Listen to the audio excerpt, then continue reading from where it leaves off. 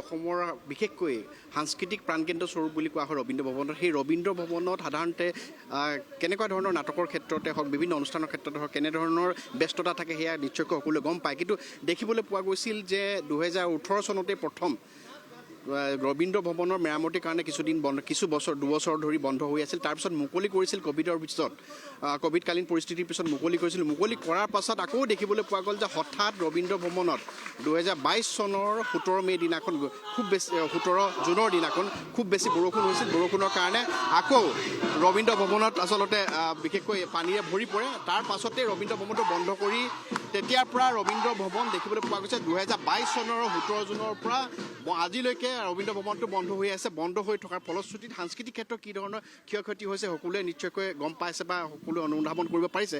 কিন্তু শেহতীয়াভাৱে বহু প্ৰতিবাদৰ পৰা আৰম্ভ কৰি বিভিন্ন বাতৰি পৰিৱেশন হ'ল ৰবীন্দ্ৰ ভৱনক বিশেষকৈ মুকলি কৰি দিয়াৰ ক্ষেত্ৰত। কিন্তু দেখিবলৈ পোৱা গ'ল বাস্তৱ ক্ষেত্ৰত ৰবীন্দ্ৰ ভৱন মুকলি কৰি দিয়া নহ'ল, বৰঞ্চ যিখন নতুন আচলতে উৰণ সেতু আছে, উৰণ সেতু নিৰ্মাণৰ দোহাই দি এই ৰবীন্দ্ৰ ভৱনটো ভাঙি পেলোৱাৰ যিটো আচলতে তেওঁলোকে ৰাজ্য চৰকাৰৰ তৰফৰ পৰা পৰিকল্পনা কৰিলে, তাৰ পাছতেই দেখিবলৈ পোৱা গৈছে সমগ্ৰ বিষয়টো এনেদৰে ওলমি থকা দেখিবলৈ পোৱা গৈছে। মই অকণমান তেওঁলোকৰ বিশেষকৈ সাংস্কৃতিক ঐক্য মঞ্চ এই কাৰণে আজি দিনটোত প্ৰতিবাদী কাৰ্যসূচী ৰূপায়ণ কৰিছে।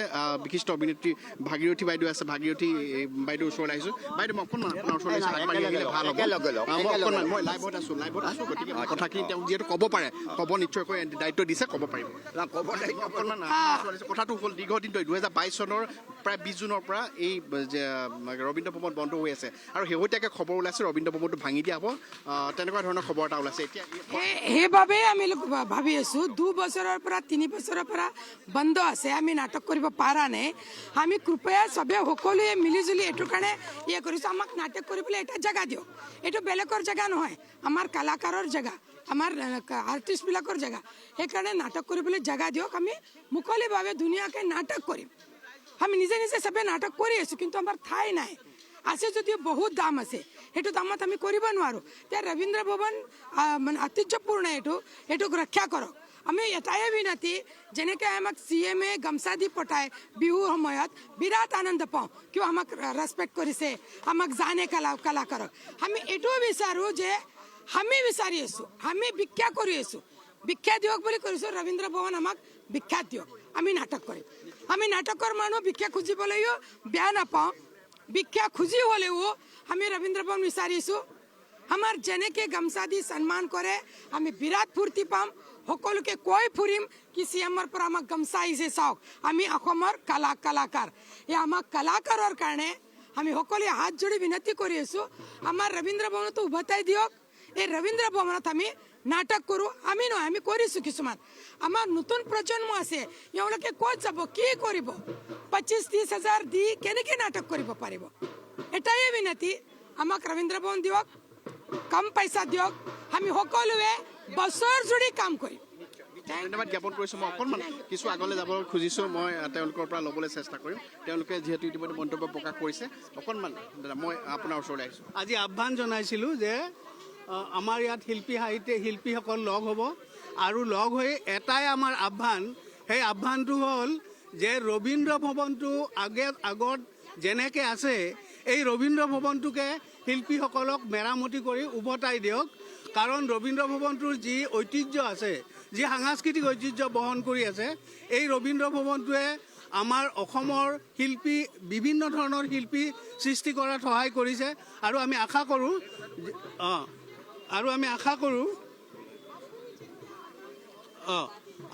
আশা কৰোঁ যে চৰকাৰে এই কথাটো বুজি পায়, যিহেতু তেওঁলোকে ভাৰতীয় সংস্কৃতি, অসমীয়া সংস্কৃতিৰ কথা কয়। গতিকে অসমীয়া সংস্কৃতিৰ সুৰক্ষাৰ কাৰণে, ভাৰতীয় সংস্কৃতিৰ সুৰক্ষাৰ কাৰণে এই ৰবীন্দ্ৰ ভৱনটো ইয়াতেই ৰাখক। কাৰণ মহানগৰীত কোনো মঞ্চ নাই, আমাৰ এই মঞ্চ নাই। আমি মাধৱদেৱ কলাক্ষেত্ৰত 27,000 টকা 25,000 টকা ভৰি আমি নাটক কৰিব যাব লাগে, সেই সামৰ্থ্য আমাৰ নাট্যকৰ্মীসকলৰ নাই। তাৰ মাজতে দাদা মই কথা এটা সুধিব খুজিছোঁ, তেওঁলোকে যিহেতু ইতিমধ্যে উৰণ সেতু নিৰ্মাণৰ কাৰণে এই ৰবীন্দ্ৰ ভৱনটো ভাঙি পেলোৱা হ'ব বুলি তেওঁলোকে উল্লেখ কৰিছে, আৰু লগতে তেওঁলোকে নতুনকৈ 5 মহলৰ এটা বিল্ডিং তেওঁলোকে নিৰ্মাণ কৰিব। প্ৰথম কথাটো হ'ল যে ইয়াত এটা অভিলাষী প্ৰকল্প কৰাৰ কাৰণে যি প্ৰয়োজনীয় ভূমি, সেই ভূমি পৰ্যাপ্ত নহয়, প্ৰথম কথা। দ্বিতীয় কথাটো হ'ল যে এনেকুৱা এটা অভিলাষী প্ৰকল্প যদি চৰকাৰে বনাব খুজিছে 100 কোটি টকা 150 কোটি টকা ভৰি, তেতিয়াহ'লে সেই প্ৰকল্পটো লাচিত ঘাটৰ নিচিনা এটা ধুনীয়া ঠাই য'ত যথেষ্ট ঠাই আছে, যথেষ্ট ঠাই আছে, পিছফালে নদী আছে, তাৰ গোটেই পৰিৱেশটোৱে বেলেগ। আনহাতে উত্তৰ গুৱাহাটীৰ পৰা ব্ৰিজখন আহি লগ হ'ব, তাৰ মানুহেও আহিব পাৰিব। গতিকে সেইটো হ'ল চবতকৈ উপযুক্ত ঠাই। আনন্দৰাম ঢেকিয়াল ফুকনৰ নামত তেওঁলোকে অভিলাষী প্ৰকল্প তৈয়াৰ কৰক, আমাৰ ক'ব লগা একো নাই। আৰু অসমৰ ৰাইজৰ পইচাৰে হ'ব যিহেতু, আৰু সেয়েহে আমি কৈছোঁ এই ৰবীন্দ্ৰ ভৱন প্ৰেক্ষাগৃহটো কেতিয়াও ভাঙিব নালাগে, ইয়াতেই তেওঁলোকে ৰাখক, লাগিলে অকণমান সৰু কৰি ৰাখক, তথাপিও নাট্য চৰ্চা সংস্কৃতি চৰ্চাৰ কেন্দ্ৰস্থল হিচাপে ৰবীন্দ্ৰ ভৱনৰ ঐতিহ্যক যাতে ম্লান নকৰে, যাতে ধ্বংস কৰি নেপেলায়, এয়া আমাৰ চৰকাৰৰ ওচৰত অনুৰোধ। আকৌ ৰবীন্দ্ৰ ভৱনতে আপোনালোকে চাব যে আধুনিক শিল্প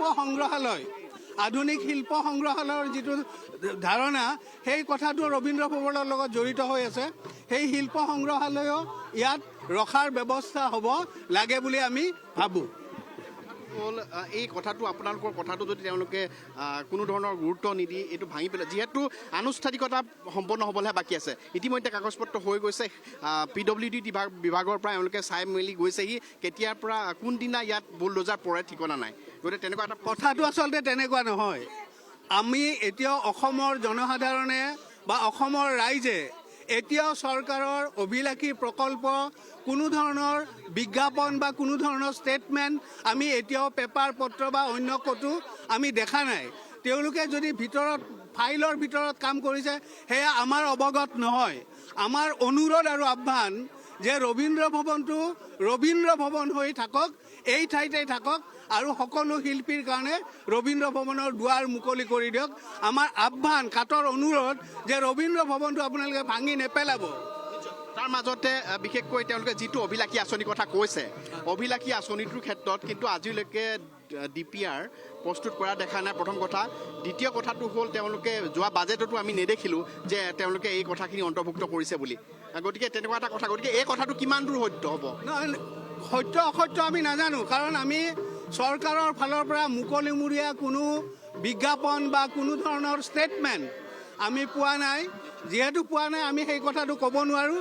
আমি ভাবিছোঁ তেওঁলোকৰ অভিলাষী আঁচনি বেলেগত হ'ব, কিন্তু ৰবীন্দ্ৰ ভৱনটো ৰবীন্দ্ৰ ভৱনতে থাকিব। এখেতে জ্ঞাপন কৰিছোঁ, সম্পৰ্কতা আছে, সম্পৰ্কতা কথাটো হ'ল যে ৰবীন্দ্ৰ ভৱনৰ এটা স্বকীয়তা আছে, বৈশিষ্ট্য আছে, আৰু এটা ঐতিহ্য আছে। এই ঐতিহ্য যাতে কোনো কাৰণতে ইয়াত বিনষ্ট নহয়, সেইকাৰণে আমি শিল্পী সমাজে আজি তাৰ যি শুনিছোঁ ইয়াত বেলেগ প্ৰকল্প হ'ব পাৰে বুলি, কিন্তু তাৰ আমি সেইটো নিবিচাৰোঁ। ৰবীন্দ্ৰ স্বকীয়তা থাকক, আৰু লগতে ৰবীন্দ্ৰ ভৱন বুলি ক'লে অকল পাৰফৰ্মিং আৰ্টে নহয়, ইয়াৰ লগত এটা ৰাজ্যিক কলা বিথীকা আছে। কোনো কাৰণ নোহোৱাকৈ প্ৰায় 2-3 বছৰ এই কলা বিথীকাটো বন্ধ কৰি ৰাখিছে, কোনো কাৰণ নাই। আচলতে সাংস্কৃতিক এটা পৰিৱেশ এই চৰকাৰে বোধ হয় যেন তেওঁলোকে বিনষ্ট কৰিব বিচাৰিছে। এনেকুৱাকৈ সাংস্কৃতিক মানুহসকল একগোট নহওক, এনেকুৱা কিবা তেওঁলোকৰ যদি আঁচনি আছে নাজানো, কিন্তু কলা বিথীকাটো ৰবীন্দ্ৰ ভৱনৰ লগতে অতি সোনকালে আমাৰ শিল্পী সমাজৰ কাৰণে মুকলি কৰি দিয়ক। আমাৰ শিল্পী সমাজৰ পৰা এইটো আমাৰ আহ্বান। শিল্পী সমাজৰ তৰফৰ পৰা এই ধৰণৰ আহ্বান জনাইছে, কিন্তু তাৰ মাজতে মই শ্যামল উল্লেখ কৰি ল'ব বিচাৰিছিলোঁ যে 2018 বৰ্ষত তেওঁলোকে নিৰ্মাণৰ নামত 8,60,00,000 টকা ব্যয় কৰিছিল। তাৰপিছত ৰবীন্দ্ৰ ভৱন মুকলি কৰি দিছিল ক'ভিডকালীন পৰিস্থিতিৰ পিছত। তাৰপাছত কেইদিনমান যোৱাৰ পিছত 2022 চনত পুনৰ বৰষুণৰ কাৰণে ভিতৰত পানী সোমাল, আৰু সেই যে পানী সোমাল তাৰ নামতো আকৌ 60-70 লাখ টকা তেওঁলোকে খৰচ কৰি মেৰামতি কৰি ৰবীন্দ্ৰ ভৱন মুকলি কৰাৰ তেওঁলোকে এটা পৰিকল্পনা কৰিছিল। কিন্তু সেই সময়তে খবৰ আহিল যে উৰণ সেতু নিৰ্মাণ হ'ব, উৰণ সেতু নিৰ্মাণৰ কাৰণে এই ৰবীন্দ্ৰ ভৱনটো ভাঙি পেলোৱা হ'ব। সেই কথাটো 22 চনৰ পৰা এতিয়ালৈকে সম্পূৰ্ণৰূপে দেখিবলৈ পোৱা গৈছে। এই কথাটো আলোচনা হৈ আছে। তেওঁলোকে মাজতে ক'লে যে 5 মহলীয়া এটা অভিলাষী তেওঁলোকে আঁচনি লৈছে, য'ত কলা বিথীকাকে ধৰি ৰবীন্দ্ৰ ভৱনৰ গোটেই প্ৰেক্ষাগৃহ থাকিব বুলি তেওঁলোকে আঁচনিটো কৰিলে, কিন্তু এই পৰ্যন্তলৈকে এই মুহূৰ্তলৈকে তেনেকুৱা কোনো ডিটেইলছ প্ৰজেক্ট ৰিপৰ্ট বা DPR নেদেখিলোঁ। আৰু সমান্তৰালভাৱে শেহতীয়া যিটো বাজেট অধিৱেশন, সেই বাজেট অধিৱেশনতো কিন্তু ৰবীন্দ্ৰ ভৱনৰ সংক্ৰান্তত কোনো কথাই উল্লেখ নহ'ল। গতিকে সেইবাবে আজি দেখিবলৈ পোৱা গৈছে শিল্পী সমাজ ওলাই আহিছে, শিল্পী সমাজৰ ঐক্যমঞ্চ আহি তেওঁলোকে অভিনৱ প্ৰতিবাদ কৰা দেখিবলৈ পোৱা গৈছে। মই অকণমান আকৌ সেই প্ৰতিবাদৰ পৰিৱেশ মই অকণমান দেখুৱাবলৈ চেষ্টা কৰিছোঁ। এই মুহূৰ্তত হাতত কাৰ্ড লৈ তেওঁলোকে সংস্কৃতি অনুশীলন নাটকৰ তীৰ্থস্থান ৰবীন্দ্ৰ ভৱন আমাৰ প্ৰাণৰ প্ৰাণ বুলি তেওঁলোকে কৈছে। পোহৰৰ বাটেৰে আগুৱাই যাওঁ আমি, ৰবীন্দ্ৰ ভৱনৰ বন্ধ দুৱাৰ দিয়ক খুলি, এনেধৰণৰ তেওঁলোকে মন্তব্য আগবঢ়োৱা দেখিবলৈ পোৱা গৈছে। মই তেওঁলোকে হাতত ফেষ্টুন আৰু কাৰ্ড লৈ এনেদৰে আচলতে প্ৰতিবাদী কাৰ্যসূচী ৰূপায়ণ কৰা দেখিবলৈ পোৱা গৈছে। আৰু মই পুনৰ কৈছোঁ যে ৰবীন্দ্ৰ ভৱনটো 2022 চনৰ 17 জুনৰ পৰা বন্ধ হৈ থকা দেখিবলৈ পোৱা গৈছে। আৰু মই অকণমান দাদা নয়ন প্ৰসাদ দা আছে, নয়ন প্ৰসাদ দা যিহেতু অনবৰতে ব্যস্ত হৈ থাকে তেওঁৰ নাটকৰ সৈতে, আৰু চকুৰ সন্মুখে আৰম্ভণিৰ পৰা দেখি থকা এই ৰবীন্দ্ৰ ভৱনটো এনেকৈ বন্ধ হৈ গৈছে, বন্ধ হৈ যোৱাৰ পাছত একেবাৰে ভাঙি পেলোৱা কথাটো ওলাইছে। গতিকে এই কথাটো নিশ্চয়কৈ সহ্য কৰিবলৈ দিগদাৰ। হয়, নিশ্চয়কৈ দিগদাৰ। আৰু আটাইতকৈ আমাৰ দুখ লাগিছে যে 3 বছৰ অনাহকত পেলাই থ'লে হলটো। আমি যদি খোলা থাকিলেহেঁতেন আমি তাত অনুষ্ঠান কৰি থাকিব পাৰিলোহেঁতেন, আৰু তাৰপিছত গভৰ্ণমেণ্টে যি সিদ্ধান্ত লয় সকলোৱে মিলি আমি তাত হয়তো ছাপোৰ্ট কৰিলোহেঁতেন। কিন্তু এতিয়া কথাটো একেবাৰে সলনি হৈ গ'ল। 3 বছৰ বন্ধ হৈ থাকিলে এতিয়া চৰকাৰে কেতিয়া কাম কৰিব, কেতিয়া ভাঙিব, নতুন কৰিব নে পুৰণাটোকে ঠিক কৰিব, এইটো গোটেই বস্তুটো এটা অনিশ্চয়তাৰ ভিতৰত সোমাই পৰিছে। গতিকে আমি বিচাৰিছোঁ এই অনিশ্চয়তাৰ অৱসান হ'ব লাগে, আৰু আমাক এই ৰবীন্দ্ৰ ভৱনটো অতি সোনকালে আমাক মুকলি কৰি দিব লাগে। আৰু যেতিয়া নতুন কিবা হ'ব তেতিয়া সেইটো পিছত দেখা যাব। সেই কথাটো সেইটোৱে। ধন্যবাদ নয়না। মই অকণমান দেখাব খুজিছোঁ তেওঁলোকে সাংস্কৃতিক কাৰ্যসূচীৰে অভিনৱ প্ৰতিবাদী কাৰ্যসূচী ৰূপায়ণ কৰা দেখিবলৈ পোৱা গৈছে। মই অকণমান গণেশৰ জৰিয়তে দেখুৱাবলৈ চেষ্টা কৰিম।